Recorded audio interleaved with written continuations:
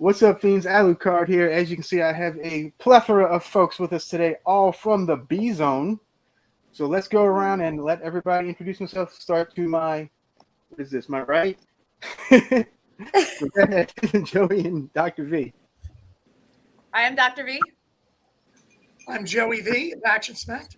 Yep, we do Action Smacked and a few other miscellaneous shows, some together, some separately. I do like a cooking thing where I match up cooking with B movies. Sometimes it's segments, sometimes it's like interspersed with the movie. So we have a few different things we do for BZone, but we collaborate on all of it, obviously, because we have no other choice because we live together. and if you watch my channel, you've probably seen them once or twice before as well. All right, Chris. Oh, Joey doesn't get to talk? No.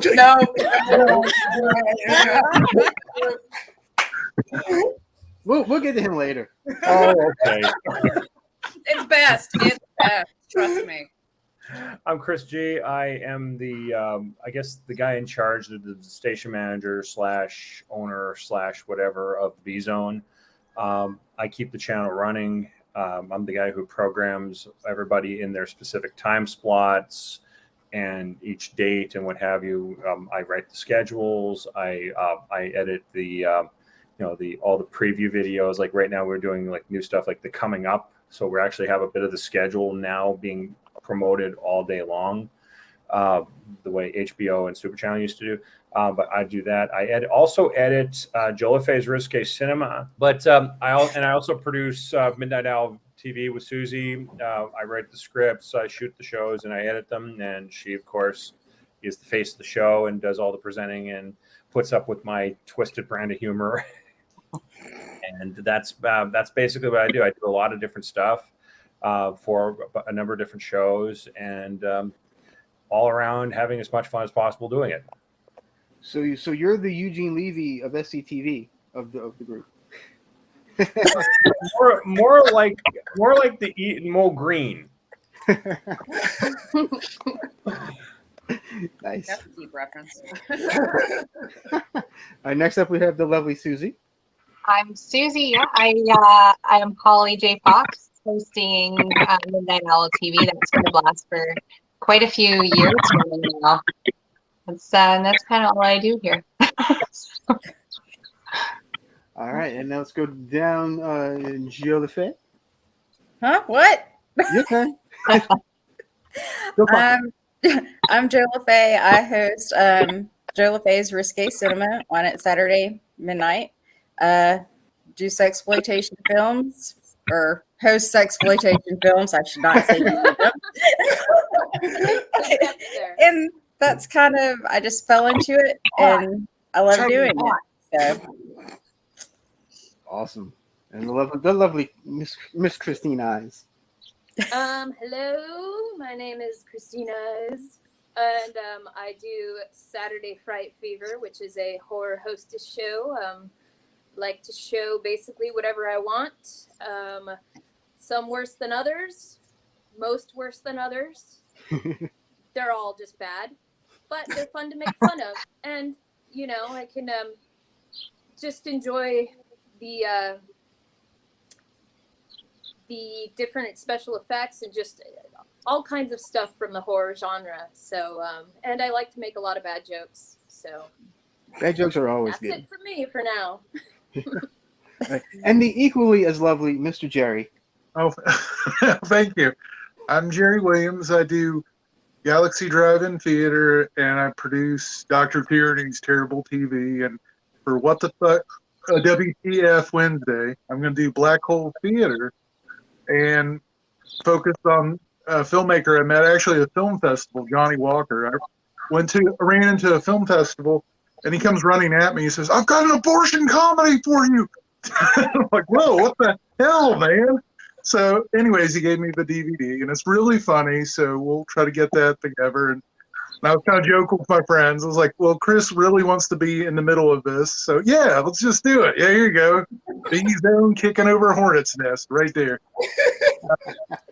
But yes, I'm doing Galaxy Drive-In Theater, and Chris was very encouraging because I was like, "Well, I really like bad." Well, you can tell I like really cheesy sci-fi stuff. Like there's more planets in the galaxy, you know, that kind of stuff. I love that kind of.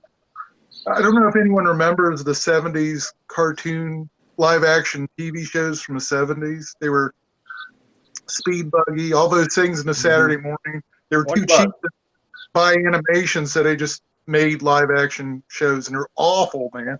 I love them. So. It's a certain charm to them. You can't. It's unexplainable. Yeah. You know, I don't know, but yeah. So all right, so the BZone kind of has a weekly schedule of sorts. On Mondays we have Anime Monday, which is basically a 24-hour block of anime, which is awesome. Animation in general. We also show American and European when we can get it. Yeah, and it's always stuff you've never heard of, and so I don't know where you find this stuff, but it's amazing, all the stuff you guys. It does amaze me. Yeah, I was like, I'm going to reveal some of my secrets here. One, the anime has always been close to my heart because I actually ran an anime club in Winnipeg for about 3 years in the late 90s, early 2000s when I was in school. So that was a huge part of it, constantly scouring tape traders, because back then ADV wasn't around to monopolize anime, so everything had everything. So if it was fan subbed, it was fair game. And a lot of the stuff we use from Japan that's fan subs, because we don't make any money off of it, as long as we're not charging people for it, we can get away with airing it because it's not released here. Now, a lot of the stuff we've been airing lately, like we just is either lost media or is it insanely obscure. We're got a release in America, but with someone like Streamline Pictures, something like that, places that don't exist today. Like we get Sailor Moon. I think I announced this when I put a schedule when we first started showing it. The Sailor Moon that we're doing right now, and only the stuff we're doing right now, is 100% public domain.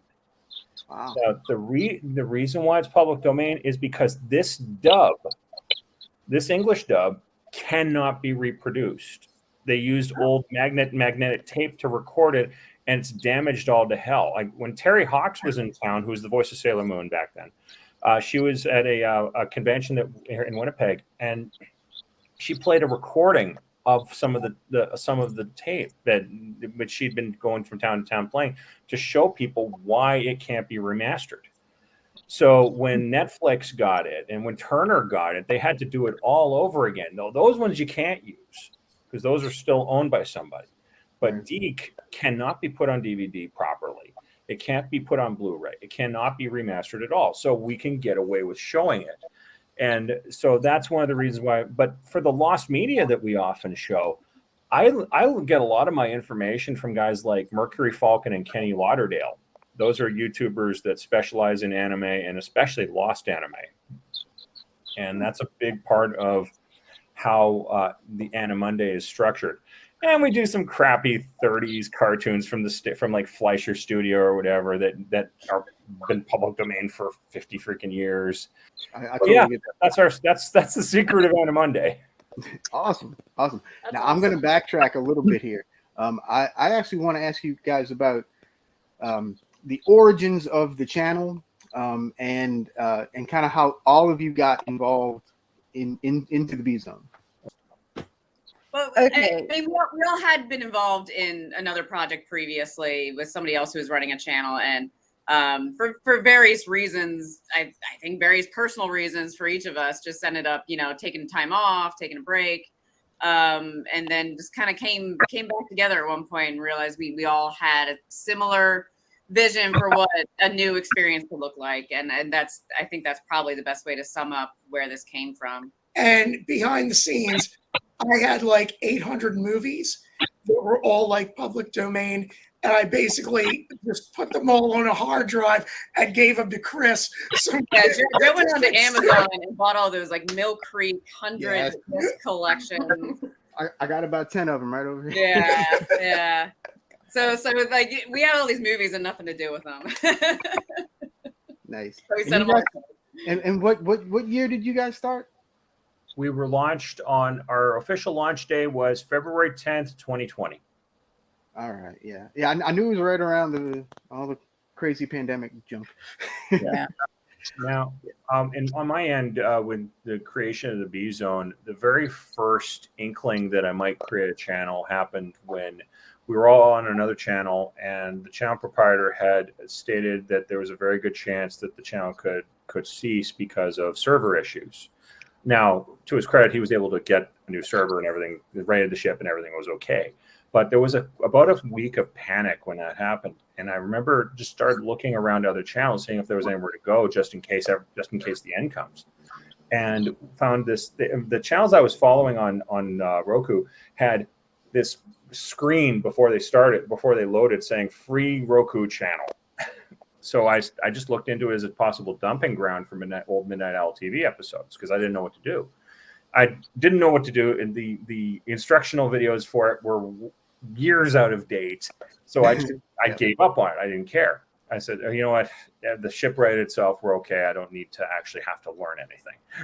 So, but after Midnight Owl TV winded down at the other channel, my family was having some problems. I spent that really took a lot out of me, and I started coming up with new ideas that just would never work on that channel. And what I wasn't doing was writing new Midnight Owl TV episodes, and I was just writing new ideas for, like, remember the Midnight, what was it? No, it was called the Underground Anime Society. Remember we aired that briefly on the channel when we first launched. Those were the kind of ideas I was coming up with. Mm-hmm. So I thought, why don't I try again? I had failed the first time I'd attempted to make a channel. And then I started falling in with the right people. I started going through Roku's development message boards and talking to people, and then I started thinking, this might be doable. And so I just started experimenting, and eventually I came up with something that was legitimately doable. Maybe not of the same quality of the previous channel, at least not out of the gate, but it was doable and could be a lot of fun. So after a while, we all started talking more. I think it was you and me, Katie, and Joey, and Julianne. I think we were the ones talking at that point. We had gravitated together. I don't think Christine was involved yet, and Jerry. No, not yet. Jerry was close to a year away. But I started saying, what if I came up with a mock programming day? And it turned out that, holy crap, I can do this. Mm-hmm. And not embarrass myself, because every filmmaker gets scared of embarrassing themselves the first go around, right? That's what keeps a lot of people from starting. But ultimately, it just kind of fell together after that. We had what we were doing, and I had ideas for other things like sports content as well as anime content. We didn't have any theme days initially; those happened organically. Fan polls, if I remember right, caused at least 2 of those, if not 3 of them. And it just kind of came together. And over time, I remember thinking, say goodbye to having any free time. But I eventually got used to it, and I have plenty of free time when I'm not at work. So now we just have to manage it. Now, we had to switch servers, but that was a whole involved process all by itself.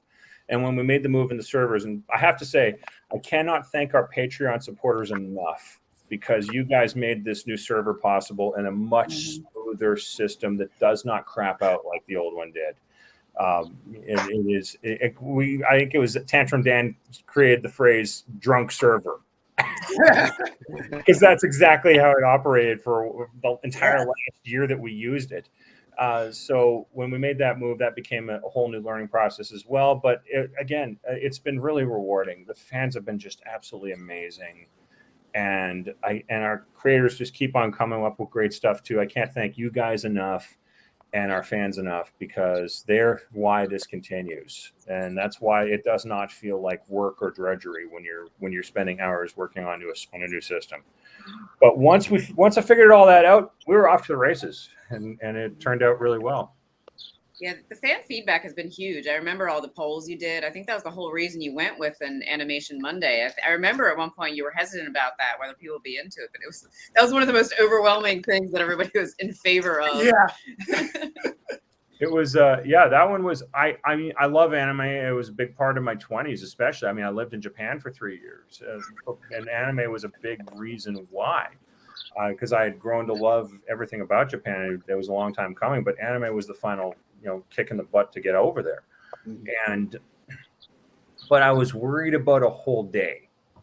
I figured, will it work? Can we come up with enough programming for that?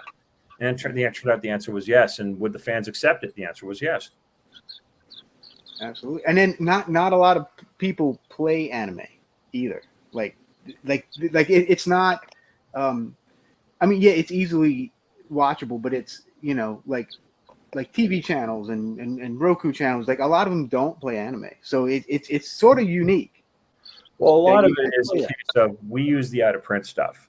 Right. The other stuff is owned by other people.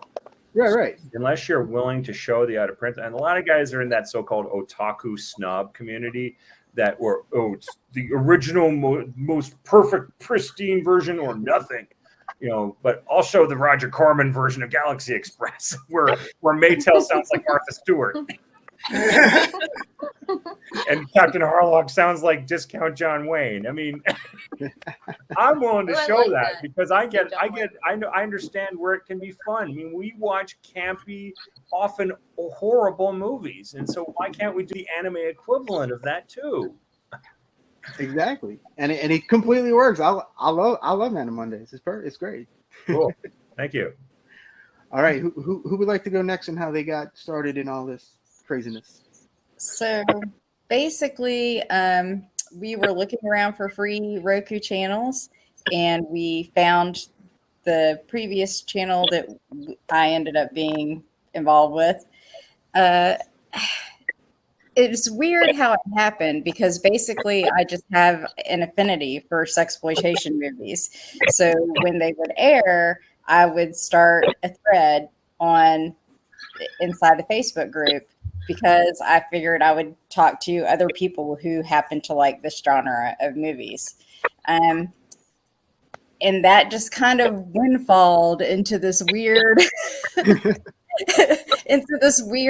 community of people who just really like to make fun of those movies.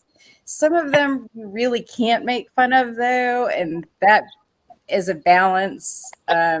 Anyway, so they kept making fun of abortion, apparently, Yeah. The other channel had been looking for a hostess for months and months and months, and different things kept happening, and the hostesses would fall through.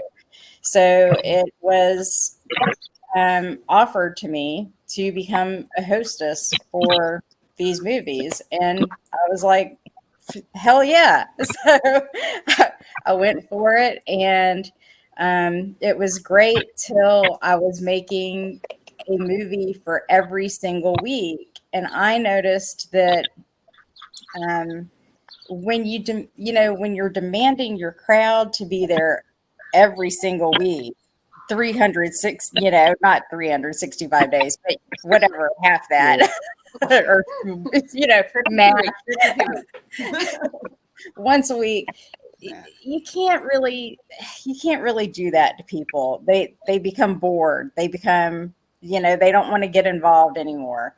So it's not special if you do it every single Saturday. It's not, it's not going to be fun if you feel like it's work, if you feel like you have to be there, or, like you have to be in this group every Saturday. It just, so I tried to pull back, and I was met with a lot of tension when that occurred.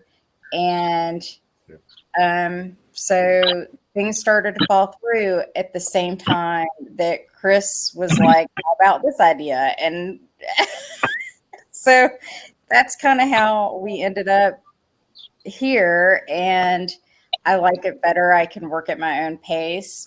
I feel like the crowd is in. The most important thing to me is the crowd and them enjoying the movie or viewing the movie. It's to get this old genre of movie so that people can see that this is how things were. A lot of sexploitation is very feminist. There's some other things going on. Just socially, it's mind blowing to me to see where we've come from 40 years ago to now, and and how these movies play into our society. So here we are, and that's all I gotta say. I would echo Chris. Chris talked about how he sort of set up the structure of things, and Julianne just kind of hit on the idea that, like, I think one of the things that's really great about being involved with Chris's channel as a creator is just the flexibility that he has kind of built into everything. It doesn't have to be the same thing every week. We can deal with our personal lives. Like, we actually haven't filmed in a little while because there's some stuff going on, and the creative juices haven't been flowing, and it's fine because Chris has other stuff he can slot in. And it's all because of me. I blame myself. I blame you too. I blame you too. I'm trying to make. The point I'm trying to make is, Chris has set things up in a way that's very flexible, and it's like we can be creative when we're ready to be creative. We can produce content when we're ready for it. It doesn't become work, like Joe said. The thing, one of the biggest reasons why I did that was more than just the conditions of the previous channel. It was I have a YouTube background. Like, I've been making YouTube content in some form or another, about as long as Jerry has, actually. I think we've been in similar circles for a lot of years. Like, I've been following Astrospace here since at least 2008, 2009, if I'm not mistaken. Like, my shows were like Venus Spa and Camp Bloody Beach and Chad's Angels and a bunch of others. But what I remember was the early first-gen YouTubers, circa 2006, 2010.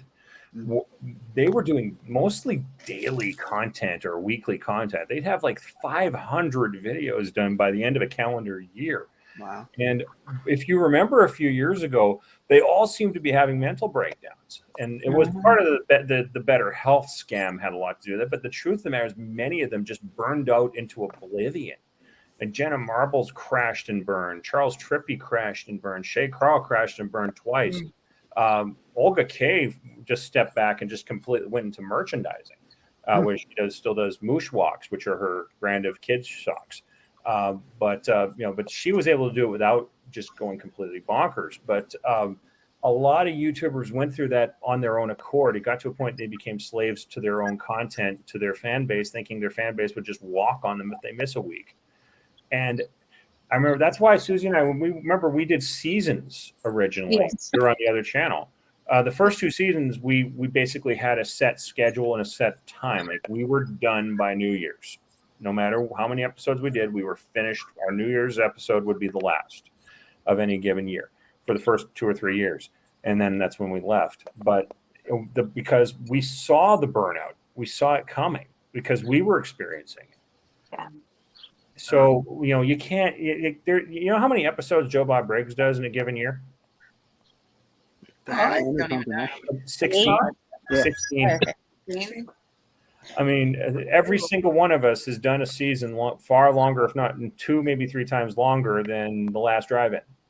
Yeah. And there's a reason for that. There's a reason why he only does that many episodes. You've seen the hype he gets whenever a new episode is done.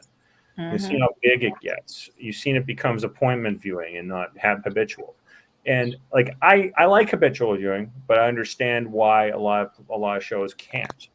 And because I've been there, I've experienced it. Like the demand for more content. I've seen people being insanely impatient in comments. I want more stuff, and you have to temper that, or you're just gonna end up like those YouTubers that just flamed out even when they were making $2 million a year to nothing. And at the end of the day, some of those YouTubers you mentioned, that was kind of like their job. They were making money at it. But everybody in the room here, we're doing it for the love of what we're doing. It's not we're not making money. Yeah. At it. It's because we love it as a hobby. Yeah. There's a special creativity to it. It's an outlet. And you can't push that too hard. You gotta let it slow down and be creative. Spend your time making it everything you want to be. I mean, recently with I've been posting some old videos of Zeus Atomic, and I got a random email from YouTube, and this guy had done a dissertation on Zeus Atomic. I'm like, damn, man, he's put more effort than my actual show, man. And it was like an academic thing, and It was like, if you look at the doppelgangers of Zeus Atomic, I'm like, no, I couldn't find two actors that one day. So the actors had to wear a wig. That was what really happened. But, you know, it brings it, you see the crazy side of the internet too, with YouTube. I mean, I like it when people take the time to do it, but if they're just doing it to say that you're a knucklehead, then, well, it really wasn't worth it. Just yeah. Do they use language that gentle? Maybe if they're 10 or so, yeah. I did get that Nothing triggers a bunch of serious filmmakers and wearing a lightning bolt T-shirt at a serious film festival or something. People get really triggered by that. I'm like, hey, oh man, like I'm wearing a Hanson Brothers Charleston Chiefs uniform from Flapshot. So, with the big glasses, even though I don't have the tape on them this time. Life's too short to take things too seriously. I mean, when people bitch and moan about how accurate your outfit is at a convention, I mean, well, I remember when I started Galaxy Drive-In Theater, Chris was the first person that said, okay, this is what I want. I want it X amount of time. I want this, this, and this. And I'm like, whoa, okay. Oh, I can do that. And the channel that the other stuff I've done before, I was kind of winging it. I was like, well, what is it? What do I do? I wasn't sure. So Chris kind of gave me like, okay, I need this and I need this. Oh, okay, that's great, man. Okay, as long as I know what you want, that's fine, man. Well, you had actually made an episode without us being in contact, if I remember right. And I asked you, you think you can make more of those? Yeah. The original Galaxy Drive-In Theater was just a pilot that you had made. It might have been as old as like 4 or 5 months old when I stumbled on it, but it was but I was like, hey man, I dig this. I remember when Chris said that, I honestly thought Chris was going to email me, hey, this sucks, dude. I'm like, oh man, but he was like, oh man, I really dig it. Oh, you really like it? Yeah, I want some more episodes. Oh, okay. Holy crap, man. So I actually sat down and worked it out. This shows you, if you watch the first episode, I couldn't find any actors. So my cat is actually my co-host. I'm like, okay. Yes. Nice. Yeah, so my cat's trying to be fed. I'm like, no, you can declaw me later. It's okay. I mean, it amazes me just how much you're able to put into any given episode. You've got so many different people that you look like you're all having an absolute blast when you do it, and that's a huge part of it's infectious. It brings me into it. If everyone's getting into it, like again, you've seen some of the stuff I air on the channel. You've seen some of the SOV horror movies we've aired where it's clearly a diluted, what's it called? Kool-Aid coming out of them and not blood. Well, it looks like they're firing a super basement. I love that. This is the kind of stuff that we air. So, like, for me, production value means nothing based on that. So if everyone's having a blast doing it, you know that people are going to watch it and have fun watching it. And that's what it comes down to for me. Yeah, when Chris posts a schedule, stuff regular TV would not touch. I'm like, okay, that's the stuff I got to watch, man. That's the stuff.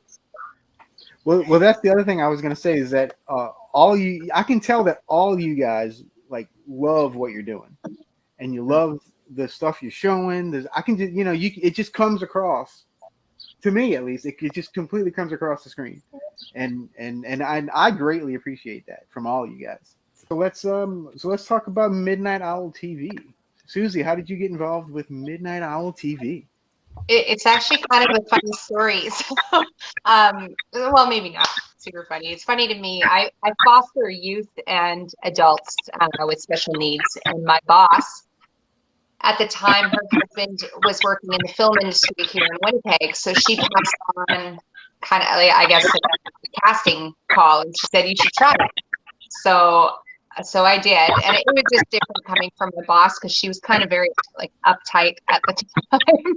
So it was good though, and we did. I went, and I think at the time, Chris, I don't remember if that was shortly after the accident where I was still having a hard time with memory and whatnot, but it ended up working. like we ended up working well together, and Chris was extremely patient with me while I was trying to remember everything, like just while we were filming. But we've had a lot of fun. it's been great. We've worked with a lot of really great people, and everybody here as a team is just amazing. Now, when I created it, the show, there's a good story about how Suzi came into the spot as well. But I'll give you the full genesis and how we got there. Back in the early 2000s, I was into a website called Midnight Owl Video. Now, this was a place devoted to Playboy, Skinamax movies, and stuff like that. Mostly screwball sex comedies, but plenty of Basic Instinct knockoffs in there as well, because that's what was being made in those days back then. And I was a big fan. And the guy who was the proprietor made a couple of movies of his own, basically just amounted to hour-long shower scenes. But he made them. And that just was one of those. I was about to say, that sounds like something that should. But it was a kick in the ass for me. Prison shower scenes. It was a kick in the ass for me to make my own content somewhere down the line. And I eventually started doing web series and what have you. But ever since I was a kid, I'd always wanted to make a hosted show. Back home here in Winnipeg, Manitoba, we didn't have a local horror host. Hell, the only way you could get Elvira here was when they put out the Midnight Madness series on VHS. Wow. So that's how I discovered Elvira. That, and she was on TV a lot anyway, doing TV commercials and what have you. But there was, we never got Joe Bob here. You had to get his original Joe Bob's Drive-In Sleaziest Movies in the History of the World video series. Wow. And so that's how I got into that. But I watched a show on Friday nights when I was in junior high called Bundy's Late Night Review, with a guy with a Panama Jack hat and a big mustache and a dirty talking beaver puppet named the Bee. And they would host classic TV shows. He would show Twilight Zone and Gilligan's Island and stuff like that. And then he would get really weird with shows like The Millionaire and from the 60s, stuff like that. Like he would do just about any kind of TV show. Stooges, he played a lot of Three Stooges.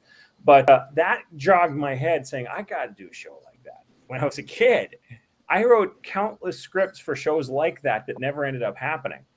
And finally, years later, Elvira came back on Netflix. And that was it. I said, I got to come up with something now. This is going to bring this style of TV all the way back. It didn't quite. It took Joe Bob to do that. But it was a huge part of it. So I started writing. I'm like, okay, what can I do? Because then I remembered a show that I would watch on vacation with my dad back in the late 80s, early 90s called Up All Night.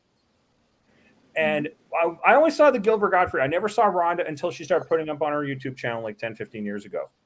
And that's when I discovered the Rhonda Shear era of Up All Night. I just remember Gilbert. Mm-hmm. And that's when I started seeing things like the B- awards and stuff like that. And I was like, okay, this is it. This is what I'm going to do. And then I created this idea, and I just had it written down for a long time. Then I discovered the other channel that we were on. I discovered it because for some reason I had joined this page years ago, but had forgotten about it. I joined that channel's Facebook page. That's funny. And then one day I was like, you know what? I messaged the guy. I was like, you know what? I got these web shows. You want some filler?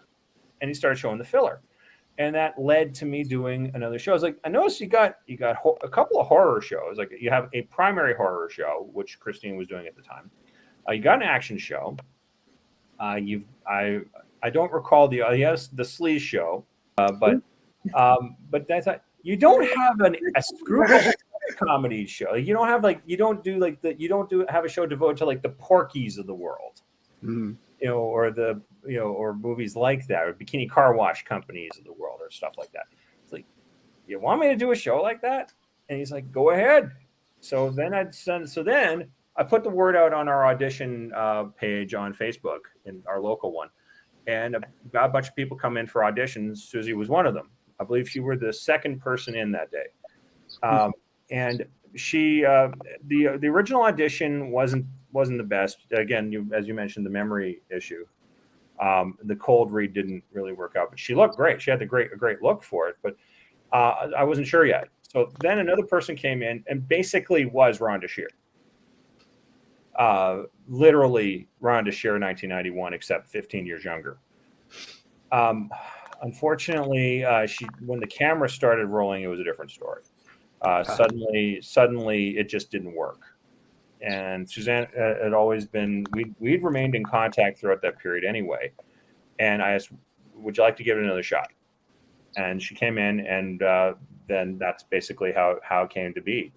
The first season was me trying to put I hate to say this, but I was trying to put a square peg into a round hole because I wanted Suzi to be more like what Rhonda was originally. That was the idea. I wanted a ditzy blonde parody, wannabe starlet parody. That was what Rhonda Shear was, a parody of a full of herself Hollywood starlet. That was her whole shtick. And that's what I was trying to accomplish. It just didn't really fit. So the second season comes along. That's when you started wearing the glasses. You weren't wearing the glasses the first season, and it was becoming a bit of an issue because you had a hard time saying. I was like, you know what? The idea I've been trying to push isn't working. Let's do this. Let's make her more natural, and just start developing our own persona here. And it worked. And I think if you ask me if I could rerun any era of Midnight Owl TV, it's the second season and beyond is really what I do. I'm not ashamed of anything we've done in terms of quality. I think it's all really good. But I think that is really where things really got good, and the Midnight Owl TV that our audience knows now started to emerge. And I think and we've pretty much lived off of that ever since in terms of how we do it. Yeah, now that you mention that, I saw the change. I saw it, and I could tell Suzi that you were way more comfortable, and it just worked way better. Yeah. So yeah, kudos. Yeah. I mean, well, the thing, and then the second season, we also don't forget that's when we brought in Debbie Rochon. And I know, Suzi, you were having a hard time getting to that particular thing. You had some stuff with the family that you had to take care of. I kept insisting, you've got to be here for this. You've got to be here for this. And the reason for that was I wanted you to work with Debbie. Yeah. Because Debbie is a living legend in this business. And it was like you've put so much work into what we've done. One of those payoffs needs to be working with a legend like that. And I felt that it was really important for you guys to work together and for you to get that experience, because I felt it would help your confidence. And I hope it did. What you're saying, the episodes you guys did with me and Joe we're not legends? No, we hadn't gotten there yet. We haven't. I haven't gotten to that point. All right. That's a few weeks down the road. All right. But from there, the confidence level was great enough, I think, that Suzi and I, we could work with other creators because we were able to do this. Now we could do more, and now we can work with other creators that are on our level that are there's no intimidation factor of dealing with people that we haven't met. So it was so I think that was a leaping off point. Well, we were chatting a little bit before we started recording this interview about the fact that none of us have actually met. Or that's not 100% true, but we collaborate without physically being in the same spot. And that's another beauty of doing things online is that you guys, we can all do these kind of crossovers. Like Julianne and Suzi, we were able to do a crossover with you guys. With your show, and I thought it looked really good too. And I think any one of us can collaborate with each other, and I think it'd be really cool. Like the way we've done it, the way Suzi did with Joey V and with Julianne and with Rhonda Shear and with Debbie Rochon. Now later Debbie Rochon, not the first time she was actually in town for that one, but the other one that we did for the Halloween special, she wasn't here. nor would either time that Rhonda Shear was here. You did get to film with her live? I didn't actually realize that. We did, because we've worked with Debbie twice. The first time she was in town, we flew her in, and we did that in studio.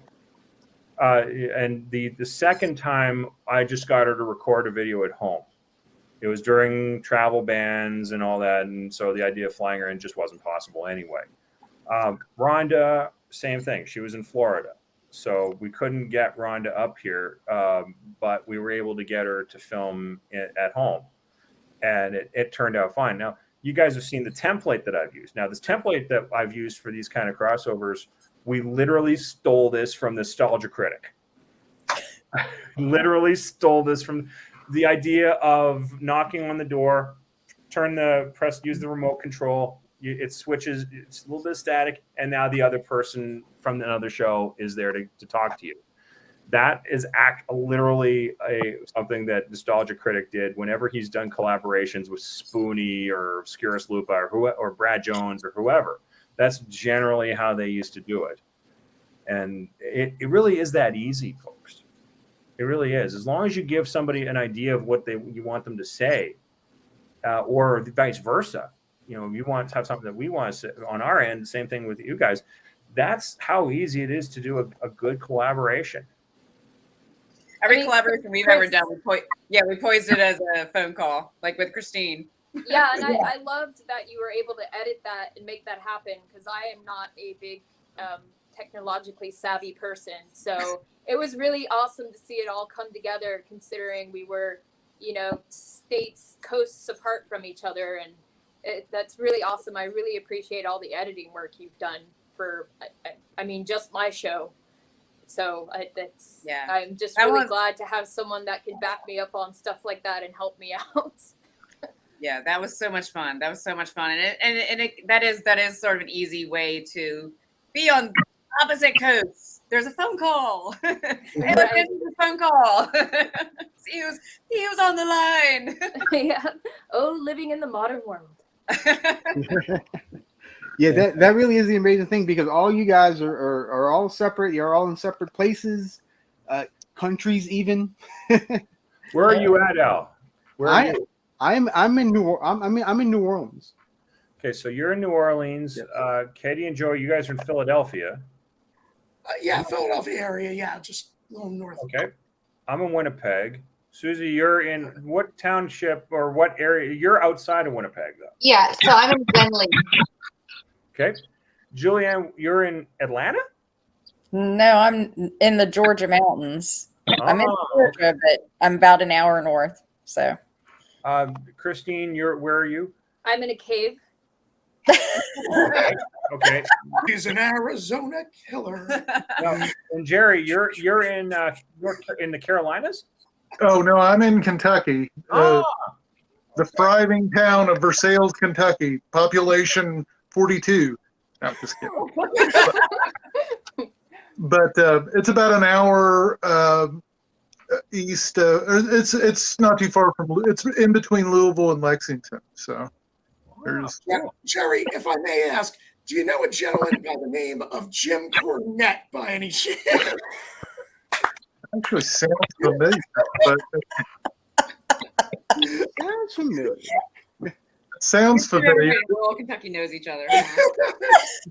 It might be. I mean, hopefully that's a good thing. Hopefully he's not like he's on a watch list. That kind of thing. I've never met Jim Cornette, but I've met many people that he hates. Yes. Okay. I was like, dude. I think a bunch of us probably have. I'm sure. Suzi still gets along with Jerry, yes. But remember, folks, we all need a moment of silence here, because remember, Jim Cornette is angry somewhere in America right now. Indeed. Okay, now I'm intrigued. But Wrestling manager, famous wrestling manager. Yeah.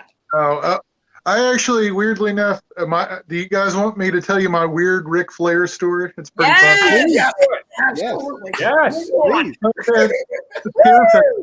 And he was there signing stuff, and we actually had a table, and I was like, "Fuck, I'll never see him." So I was using the restroom, and all of a sudden, I sit next to, I'm doing my business, and the stall next to me, I swear it was Ric Flair, because he was like, "Oh yeah, God," and then I'm like, "Whoa," because if the dude's talking in the bathroom, you get scared, right? You don't want to make eye contact, or you want. So he's like going to town, enjoying this, right? It was pretty cracking me up. "Oh yeah, babe, yeah, yeah, I like, yeah," and I'm like, "Holy crap!" So I thought I was worried I'd have to call security or something, but I was like, "No, it's got to be Ric Flair. That's the only one I can make sense of." That was my weird Ric Flair story. I never met him, but I sure heard him next door to me. We have a celebrity bathroom story. There, many years ago, we were in Disney World, and I'm waiting for Joe outside the men's room, and he suddenly comes power walking out to me. And he said, "Watch who comes out of the bathroom after me." It was Daniel Day Kim from Lost, and this is when Lost was still on the air. Mhm. And Joe's like, "Oh my God, I just used the urinal next to, what was the character's name? Jin. I just used the urinal next to Jin." The nicest celebrity I ever met at a convention, my friend Tucky was like, "Hey, I really like Kevin Sorbo's movies. If you see him, tell him I like one of his movies." And I had gone to this convention at a table, and I was like, "There's like 9 trillion people. I'm never going to see this dude." So I was walking to the restroom. I ran into him. It was kind of like I wasn't expecting him. And I said, "Well, my friend Tucky really loves your show, your film." Kind of just blurted it out. He's actually a lot taller than I expected. He's taller than me. And he was very nice. I was like, well, because a lot of the celebrities you meet at these conventions, you're like, what does Hollywood do to these people, man? You fold the envelope and then you put the letter in. There's something wrong with these people. And like Chris was talking about Debbie Rochon, I worked with her on Zeppo, and she was like the sweetest, nicest lady on the planet, because she was I always joke that she's like the girl that you want to hang out with who wants to see a heavy metal concert, and she wants to hang out at the Waffle House at 3 a.m. That's Debbie Rochon. I don't have any celebrity bathroom stories, but I did deliver pizza to Chris Jericho once. It was Christmas time. I was wearing a Santa hat to try to maximize my tips, and I went to his house in tuxedo, and Chris was at his buddy's place, and he was the one springing for like 10 pizzas, and he pays the money. He goes, "I'm going to give you this tip because you got that whole Santa Claus thing going for you." It was like $40. Remember, this is before he jumped to WWE and made big money. Oh, wow. Nice. I once ran into Kenneth Anger. Oh, wow. Nice. It was actually he was living in this apartment complex in the Hollywood Hills, and he was in the elevator, and he pulled his shirt open because he's got that big Satan tattoo, and he is like, "Do you believe in Satan?" Just like, yeah, right on. And then I'm envious. I would have loved to have met that guy. It was amazing. I would have told him I am Satan. And you got me all wrong. All right, I got one for you. One celebrity story. All right. And this is a good one. And if I've ever said this before to anybody, I apologize.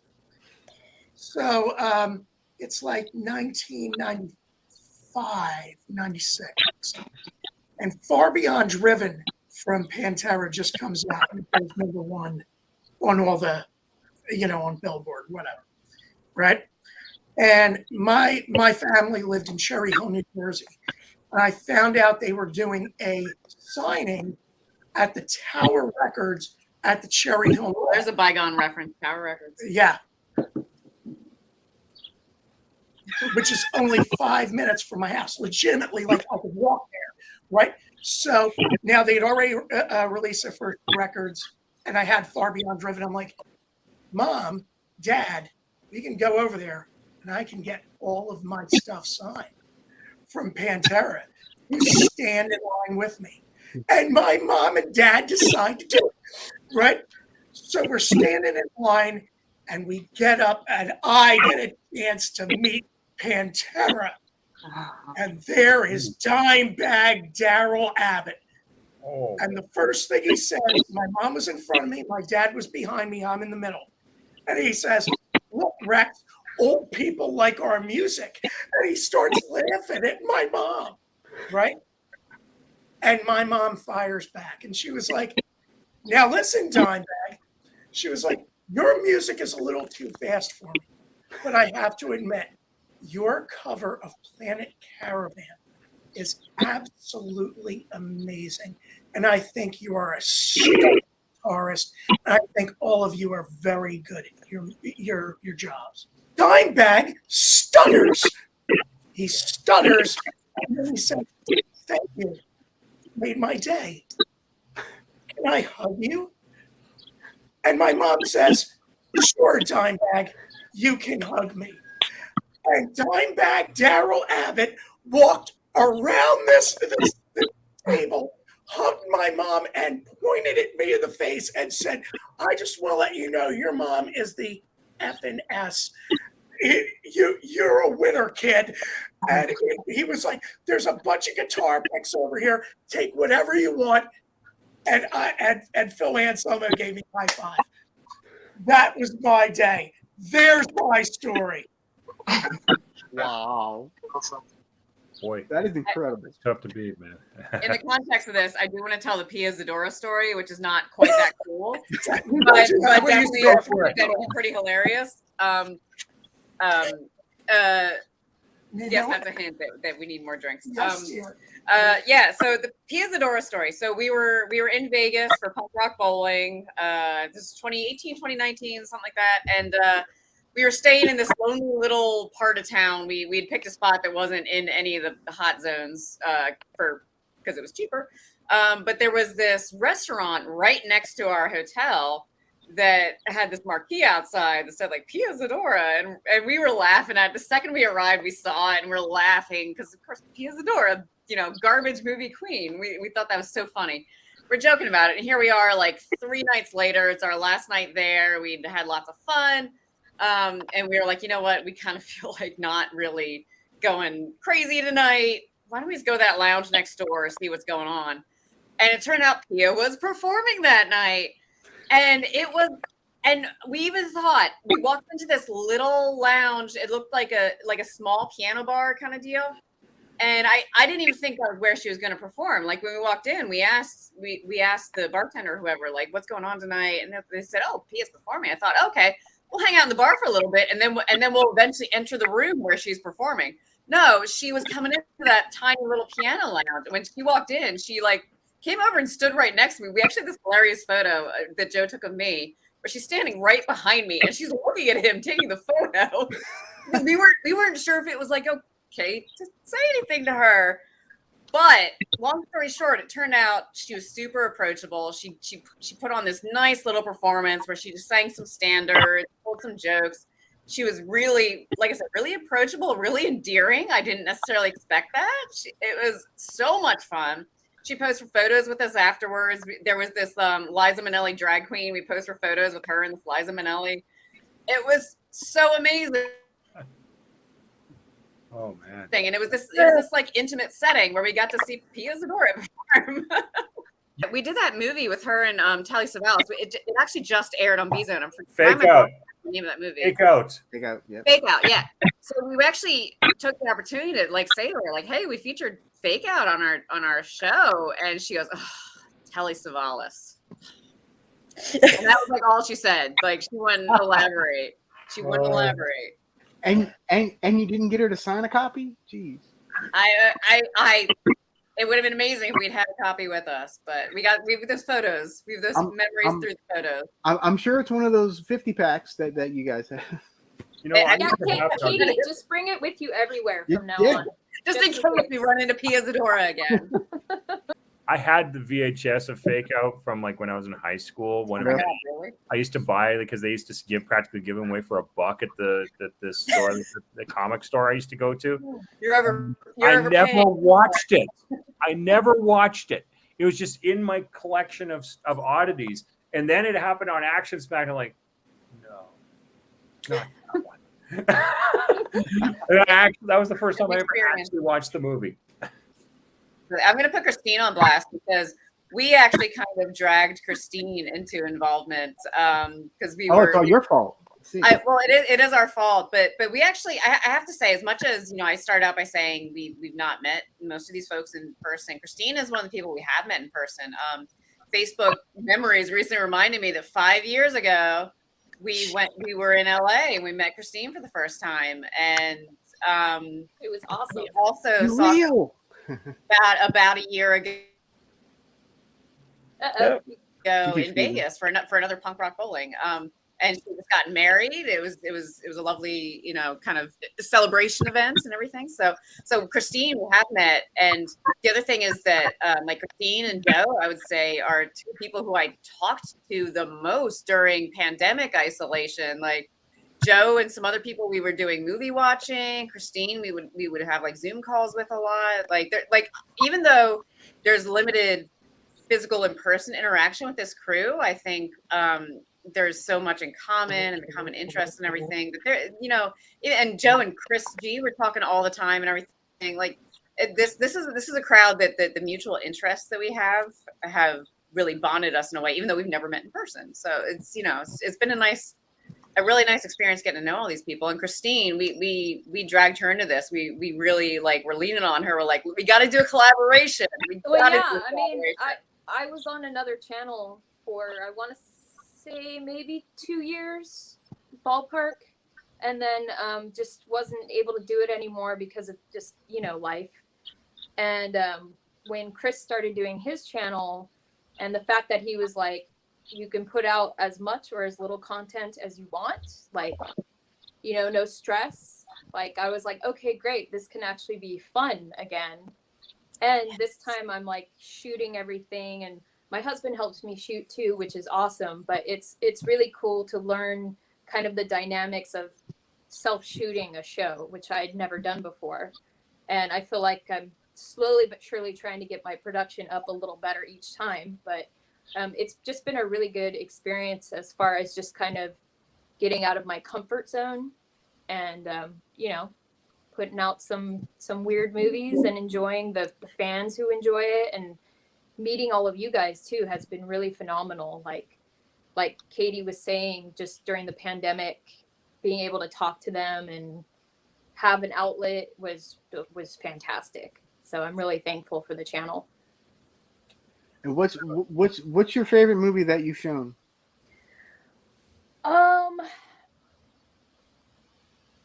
I don't know. It's hard to say because there's so many different little, like I showed Driller Killer, and I love that movie because of all the kills in it, and it's ridiculous.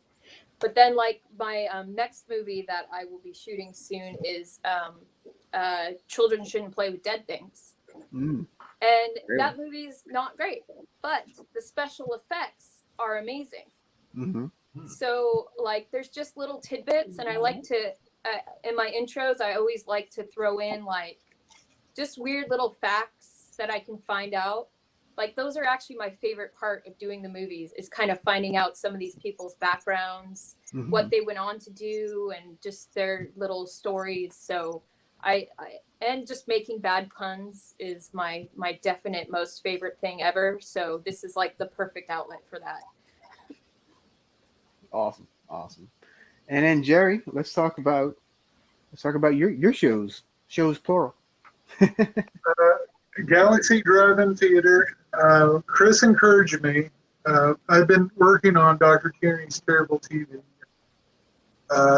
Mark Holmberg of Kentucky Williams of Girl Scene is the Queen of the Galaxy. Mark Holmberg is the Java Jones, and Todd Burrows is Dr. Tierney. And I was producing and editing that. And Chris approached me. He's like, hey, I'm thinking about doing this. And I'm like, okay. So I ended up using my kitty cat as, and it's actually still in the, I haven't used her since then, but if you live on the introduction of Galaxy Drive-In Theater, it's Cadet Fancy. So I was like, I'll just leave it there. Mainly it's public domain sci-fi shows from the 50s and 60s. It's very, I do cut out the commercials because no one really wants to watch Wheat Checks. Send $4 and your mom's social security card on a 4x card and send it to New York. I mean, it's funny to watch, but one of my favorites was Space Patrol, and I was looking at it before I edited it, and they were talking about doing a war bond drive for the Korean War, and I was like, hey, man. So, but it was funny because if you look at the shows, they were literally hit and miss. They were literally filmed stage plays because you couldn't really edit. So if something dropped, they had to run with it. And you can actually see it on a couple of the Tom Corbett shows. Like, you can actually see, because I've done theater, and you can actually see the guy jumping ahead of the other guy, and they had to go back. Like, yeah, well, I'll take care of you, Tom Corbett. Oh, okay, you're back over here, Tom, but it's okay.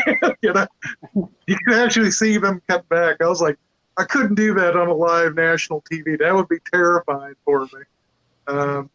That's awesome. Like Christine, it's Chris is kind of giving me like a discipline that, okay, this is what you need to do. And I've been very grateful that a lot of people have helped me out on, Sarah Evil and a couple other people have helped me out on Galaxy Drive-In Theater. Burlesque dancer Mimi, she's helped out from time to time. She's in the intro. And Galaxy Drive-In Theater, I mean, I've been very blessed. Taki's very... my best experience on filmmaking was Girl and Zeppo. Zeppo, it was two different universes because Zeppo is very much a cult movie. I had Lloyd Kaufman in the movie. And the one thing about Lloyd that surprised the hell out of me was, when you see videos of Lloyd, he's like, hey, how you doing, man? And I picked him up, and I was like, that's what I was expecting. He was like, so did you enjoy the flight over here? Yeah. So, how's trauma? So I was like, shit, is he mad at me? So anyways, we pull up to where we're shooting, and we open the door, and he's on. He's like, hey, how you doing? It's Trauma. Oh, hey. And he's shooting this. And then I'm like, okay. And then as soon as everyone's wrapped, we take him to a place to eat. He's completely off. He's completely different. Like, I was like, did you enjoy your shooting tonight? Yeah, it was good. Okay. Yeah. So That's hilarious. He's very, very quiet. That did shock me when I actually made him apologize because you know how Lloyd they actually had a terrible tragedy at the airport where that was happening. And Todd Burrows had called Lloyd at a convention, and of course Lloyd being Lloyd's like, is that asshole Jerry Williams? He's like, being Lloyd, right? And the big news was the airplane tragedy, And he said, I heard Lexington has like the best airports. And I'm like, Lloyd, that is not nice. And he felt bad. He's like, oh, I'm sorry, but trauma. So I actually got Lloyd to apologize to me. I felt bad because I was like, Lloyd, that ain't nice, man. Come on, man. Got to keep it copacetic. And, I felt bad because it was one of those, I just shot my foot in my mouth, didn't even think it. If people who know me know I'll stick my foot in my mouth. So when I'm quiet, I'm like, don't stick my foot in my mouth. Don't stick my foot in my mouth. That's kind of my mindset. Nice. And who's your friend next to you? This is actually, weirdly enough, Alvin the Alien. I actually found this guy too, weirdly enough, at a high school. We were shooting Terror Crimson Creek, and me and Cherokee and Heather were like, hey, this is an abandoned high school. You want to go look next door? I'm like, hell yeah, let's go. So we went over there, and there's no lights in there. And there's all these like weird creatures. And I said, wait. Abandoned high school? Did I hear that correctly? Yeah, it was up in Louisville. They were shooting Terror Crimson Creek. It was an abandoned high school in downtown Louisville, and it was kind of funny. We had people come over to visit us, and you know how filmmakers always shoot in like really, they'll get the location they can, right? Not what they want, right? Mm-hmm. And we had some people show up when we were filming, and they're like, Jerry, this is a war zone. What are you doing? I was like, shit, don't buy drugs here. Shit, just go show up and just do your lines, man. It'll be okay. So we had found it was like a they had left. The one thing that always broke my heart, in the basement, they had this huge shark thing. It was like 20, 30 feet. It was like a puppet or something. It was on stilts. And I'm like, holy crap, we need to take this. This is going to be thrown away. We've got to get. No, I couldn't find anyone to help me get rid of it. I was like, come on. This isn't really stealing, but it's one of those things you would never have. The weird stuff I would expect to find in an abandoned high school. Yeah, well, yeah. That's exactly what I would expect to find in an abandoned high school, but also with like ghosts of prom queens. There was a basement down there where the shark was, and there was like one light flickering, and the PAs were all joking, like, you go down there. I'm like, fuck, you go down there. I'm not going down. Because no one wants to go down in a flickering abandoned building, because that's like insta death. And I was kind of joking. I was like, dude, I'm the ethnic guy. I'm Filipino. I'm gonna be dead, man. I'm the first guy dead, man. There's nothing down here. There's a lot of the indie film people. They can be a strange bunch of folks. I mean, you love them, but you're like, oh, there's something wrong with that person. They have something. We can all tell by the output. We've all watched these indie films. Well, remember, Troll 2. Well, I think that's the best films of the fans. Troll 2 had cast members that were literally on a day pass from an insane asylum. I'm not kidding. Yeah. Really? Yeah. I never Watch the documentary Best Worst Movie, and they cover this. Yeah, I saw that. I was like, holy crap. Hold on. 1 second. Let me get some power. Hold on. While he's doing that, I maintain my Nilbog street corn was one of my most clever food pairings ever. The Nilbog street corn. Yes. I've never topped that in terms of cerebral magnificence. Well, okay, so for those, is that even ahead the cheese skull? Cerebral magnificence. I love that. I'm taking note of that one.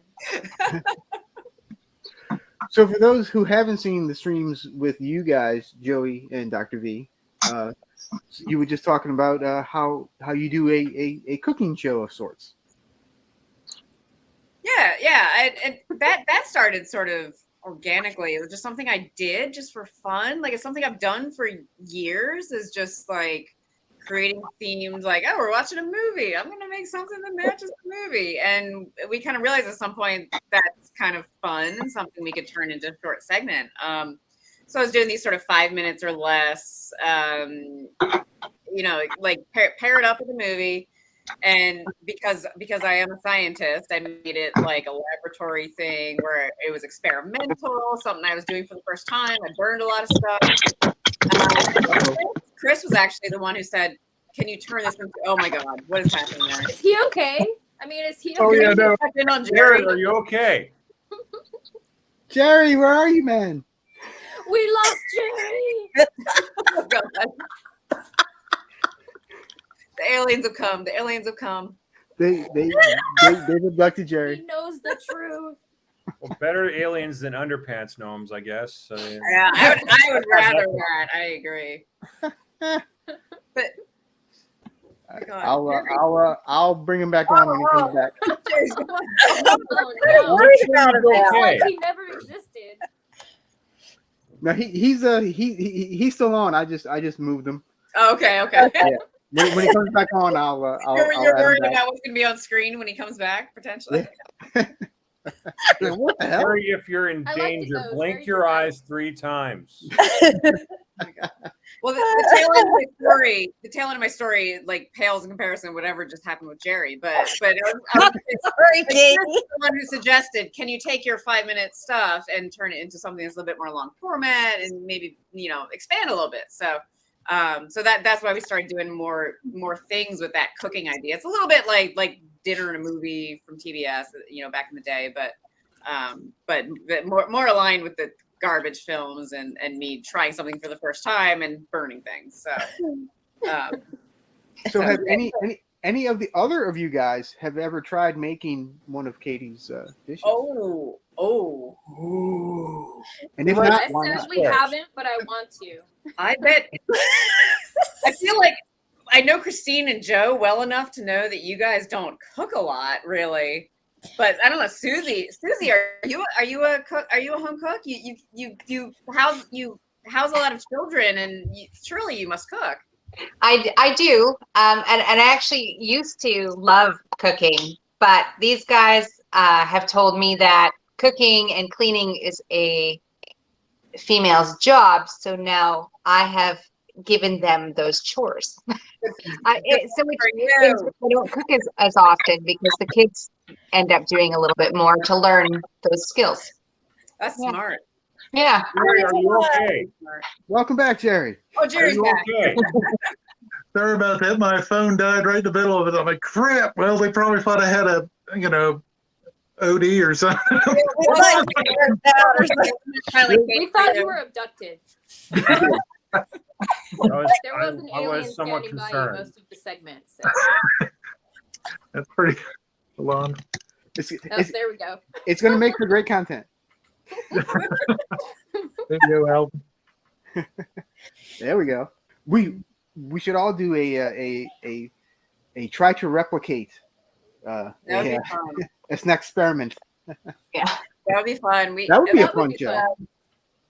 With Jolefay and some of the other people that we do watch parties with, we've joked about like getting together.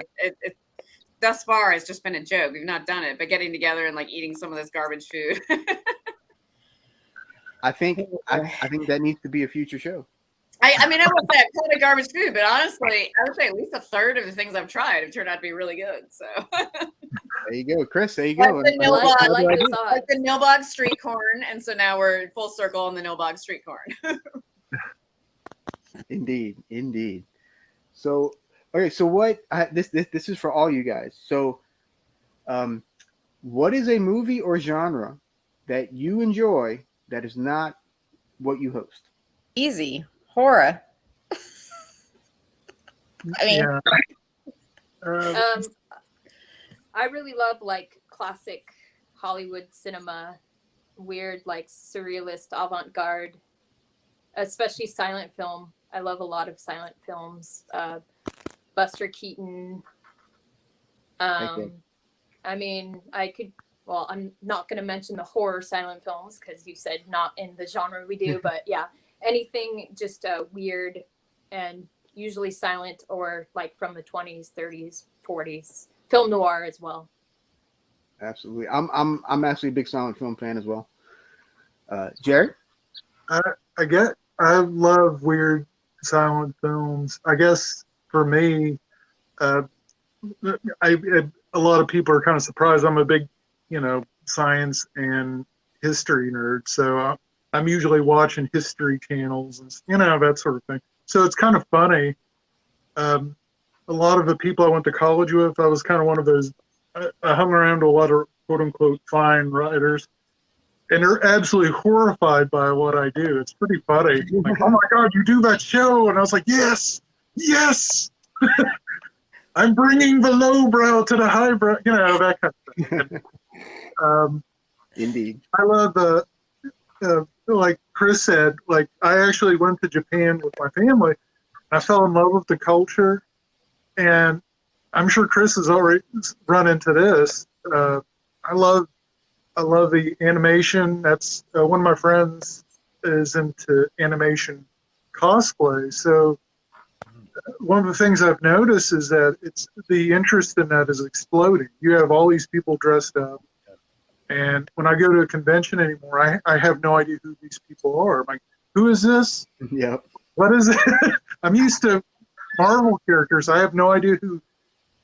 Sailor Moon and Robotech is about it for animation. Like,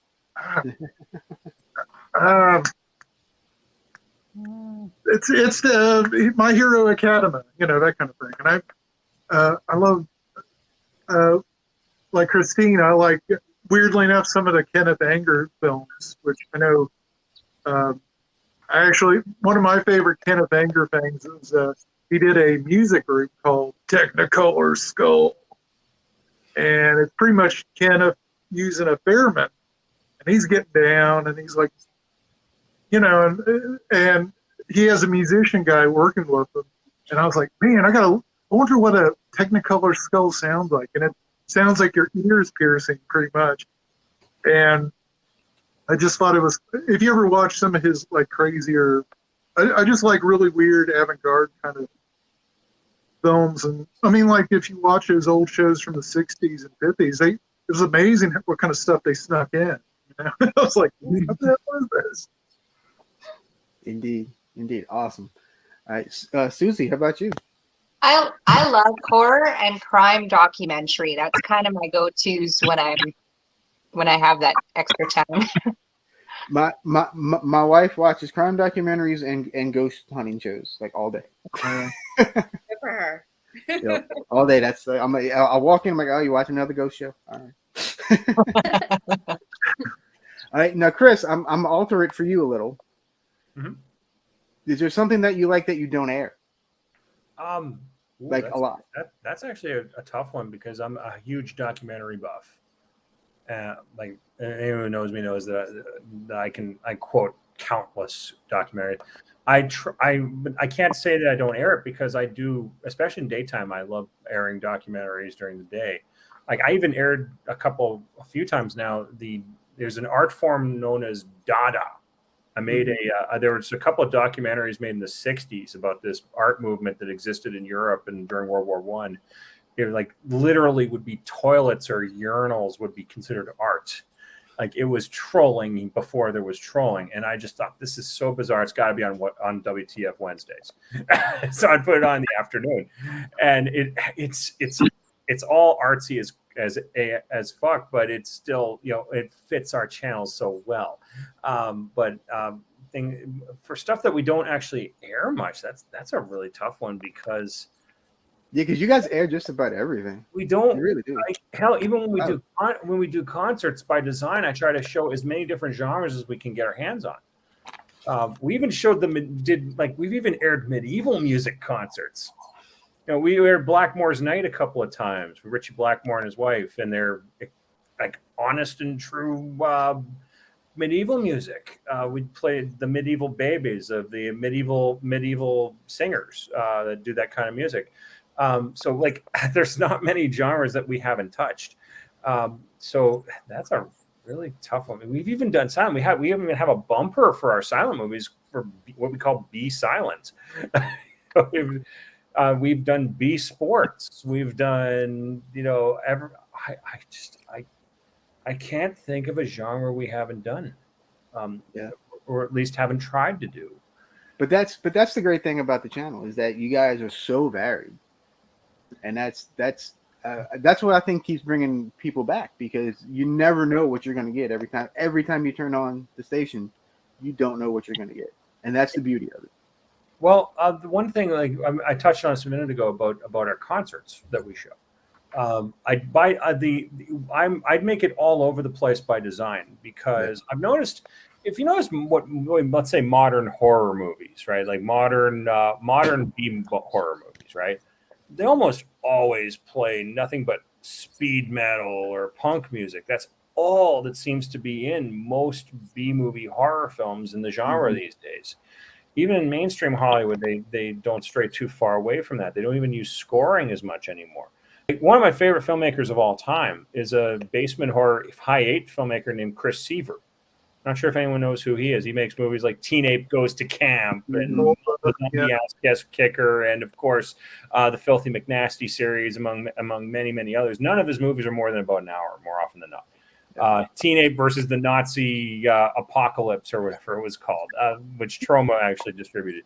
But Chris, being one of my filmmaking heroes, I watched just about everything he's done. His scores are a little different. He uses ska music.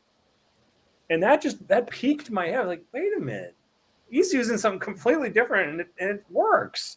And I thought, you know what? In the old days, watch those old 60s and 70s B films. They're not using heavy metal music in the Attack of the Bee Girls or what have you, or Bride of the Monster. They're using scoring more often than not, or they're like listen to the old Scooby-Doo show from the 60s. They're playing knockoff Cowsills and Partridge Family music in the background when they're running for their lives.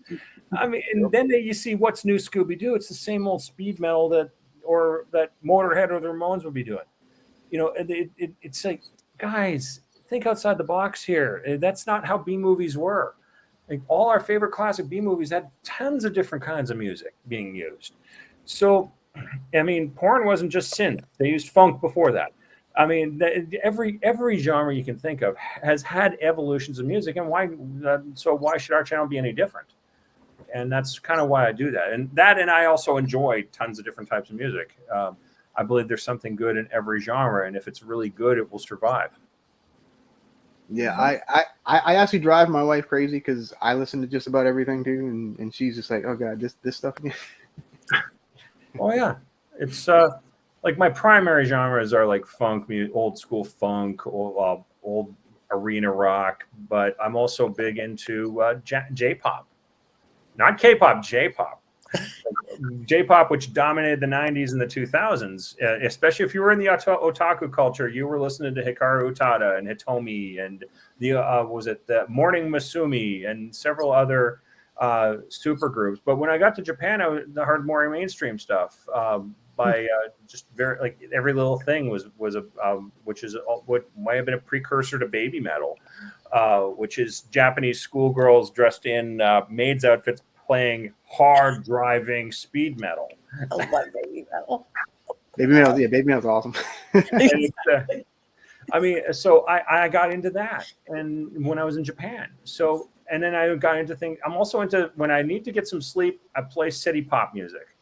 There's countless YouTube channels that play old late 70s to mid 80s chill music, which is better known today as city pop.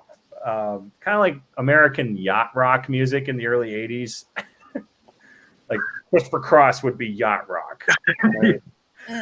Japan had their own equivalent, but it actually had, the genre had a name in its own time called city pop, and that's another genre that I'm into. Yacht rock has its own like channels these days. Don't act Oh like yeah, Joey, Mr. Joey V. We're talking about music here. Yeah, what was the original question? No, the original The question. original question was, what genres do you like that you don't host? I'm cutting it off because if you get him talking about music, we'll be here for another like 4 hours. Yeah, that's a good idea. Movies. Okay. I'm gonna have to say, like, comedies like Mel Brooks. I agree with Christine on like Buster Keaton and Charlie Chaplin, stuff like that. I like that kind of comedy. And when I do Action Smack, I want to put in, like, I want to make fun of myself. I want people to make fun of me because I enjoy that kind of comedy and that kind of, I don't know. I think it's I don't know. It's a real great way to humble yourself and keep yourself normal with everyone else. I don't know. I don't know the right way to phrase. I'm glad you finished that off by explaining yourself. At first, I want people to make fun of me. That was very confusing to me. No, I think it's more manly. I think it's more manly for a man to allow someone else. You're talking about like self-deprecating humor. Yeah, absolutely. All right. That's what being humble is all about. That's funny. That's comedy. Okay. I like that. Well, my next question to you, Joey, is: have you been to Duluth? Hard to say. I think hard to say. I think Duluth is one of those places, you know. You're just not sure. I think I've been around Duluth. You think you've been around Duluth? Yes, truly. Around Duluth. All right. So I can't say if I've actually been in Duluth, but I've tried to be. I've been close to Duluth. Duluth, I'll come see you one day. I promise. Okay, but now explain the shirt. Explain the shirt. Oh, it's candy. It's the great outdoors. This is what Woody wore. Well, what's hilarious is the town 5 miles that way is Duluth. There you go. To me, So you've been there. I've been there about You've been to times a Europe? week. How far is it away from the biggest ball of twine in Minnesota? Yeah, there you go. That's a real thing, apparently. It is. Yes. A tourist trap that Weird Al sang about years and years ago. The only time I ever went to Minnesota, I went to Minneapolis, and it was like October, and we were all highly underdressed. Like, we had no idea how cold it would be already in October in Minneapolis. It was freezing. We didn't have winter coats. We had like light winter coats, and but it was freezing already in October in Minneapolis. That caught me way off guard. You ever notice that Midnight Owl TV almost never shoots outside? Because that's how cold Manitoba is. We scare people in Minnesota. We scare people in Green Bay. Yeah, Suzi, we heard the story. Suzi, please retell the story about what was going on your property this past year. Oh, with the snow, we had 7-foot snow drifts. I've never seen anything like we had last winter, and it was, I think, -40. We had some days 90 kilometers an hour winds, so you couldn't even see outside the windows. It was insane, absolutely insane. Freezing. That is crazy. It was the second. Put the damper on your Midnight Owl filming schedule, I'm guessing, right? Yeah, there was days I couldn't even get out. Our I guess municipality people that clean our roads. There's days it would take them sometimes 2 days to catch up to us just so we can get out. It was so bad. We had this. How many times did we have to postpone shooting because because snowbanks literally in front of your driveway were so high? Oh, it was crazy. It was nuts. Like my dog run my full dog run was 4 feet of snow all the way through. We were digging and shoveling out little race tracks for them so they couldn't jump out.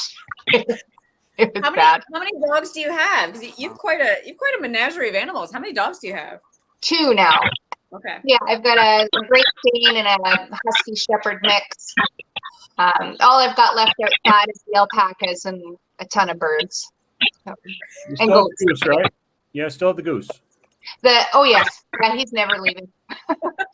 And my turkey, they're kind of my buddies. Didn't you used to have a cat too? I had 7, but I rehomed all of them. Wow. So it's too cold for them to be out in a barn, and I didn't want them to be. There's one kid allergic, so they couldn't just freely roam everywhere in the house. So I just found them all really nice homes. And they're close because I still get to see them. So it's Nice. Does anybody else have any pets? I'm allergic to animals, so unfortunately I can't. But I do watch a lot of otter videos on YouTube. We've been watching the Alaskan grizzlies on the salmon rivers for the past month or so. It's pretty horrifying, actually.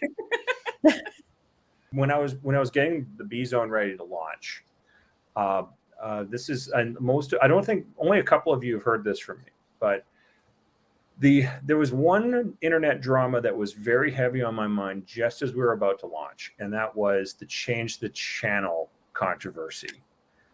There was I know exactly what you're talking about. Change the channel, to give you guys a brief cliff notes, was when just about every creator that was working under the Nostalgia Critics Channel Awesome banner left for a series of reasons. I'm not going to get into all of them. Everybody had slightly different reasons for leaving.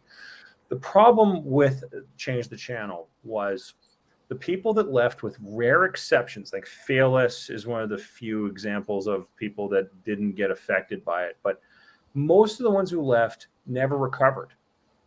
They were so head deep into the drama, having shouting matches with everybody and their dog on Twitter, and it got ridiculously personal, and it wrecked countless careers. Like, these were people that were actually making self-sustaining amounts of money with their content, but now their content was dead and it was all about the drama. And then when some of them tried to get back to it, their heart wasn't in it anymore, and they stopped doing stuff. Obscurus Lupa never recovered from it.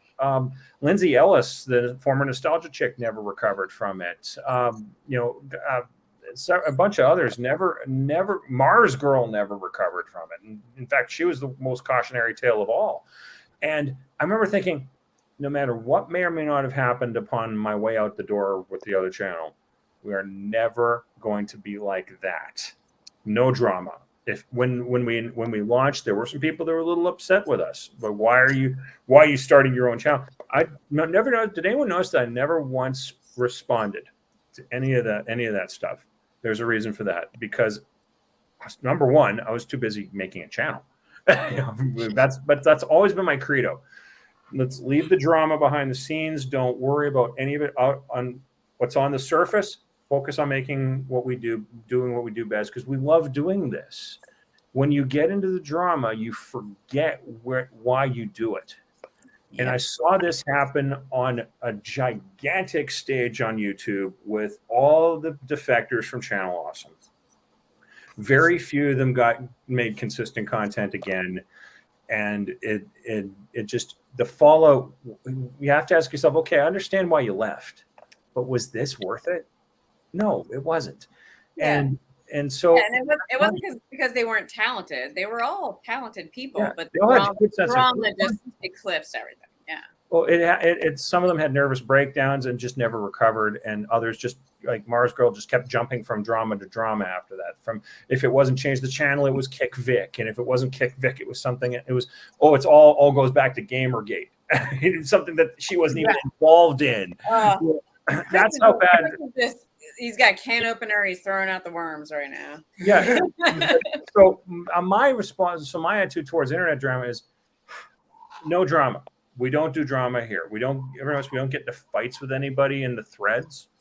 None of that. We don't, because we're generally a peaceful lot, and because we love what we're doing, there's no time for drama. There's more when you're busy doing so many other things and just getting on. One, we got on with our lives really well, and that's a testament to every single one, to Christine, to Julia, and Joey, and Katie, Suzi, and myself. Like, we all got past that in a hurry, and that's something that we should all be proud of. But I think ultimately we're busy doing good things, and we don't need to go back.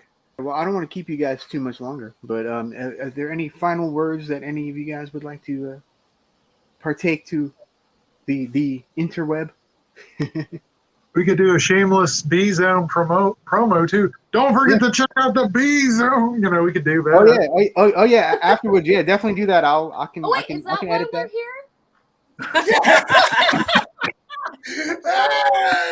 Well, I'm here for makeup tutorial. I don't know about you guys. See you, sucker. Hey.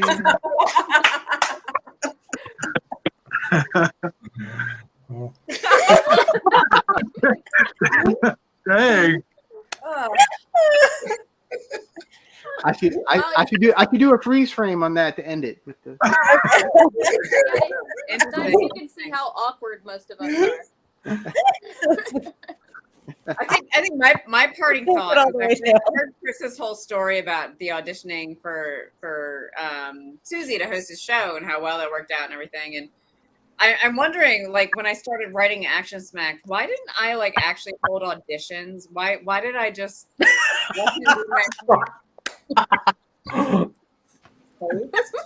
I should have had some auditions. There should have been auditions. I could have gotten some burly 22-year-old. I missed the opportunity, and maybe thought for the future. I'm just some dumb idiot that just lucked into all that stuff, that wears an ugly looking t-shirt, and I'm proud to be part of the BZone and proud to have my moment in the sun. There you go. And lucky to be working with my wife. Oh. It's been a great ride the last 2.5 years, and I hope we can keep doing it for years to come, and keep having as much fun as possible, and build this channel as big as we can. Absolutely. Yay. So everybody, I will leave links in the description below so you guys can check out the BZone. It is available on Roku. You do have to have Roku. I'll leave links to everybody's stuff and everything all down below. You can all check it out. But yeah, I would like to very much thank Katie, Joey, Chris, Suzi, Jerry, Christine, and Julianne for joining us today. And yeah, so we will see you guys next time. Remember, stay spooky. Peace. Thank you. Have a great time.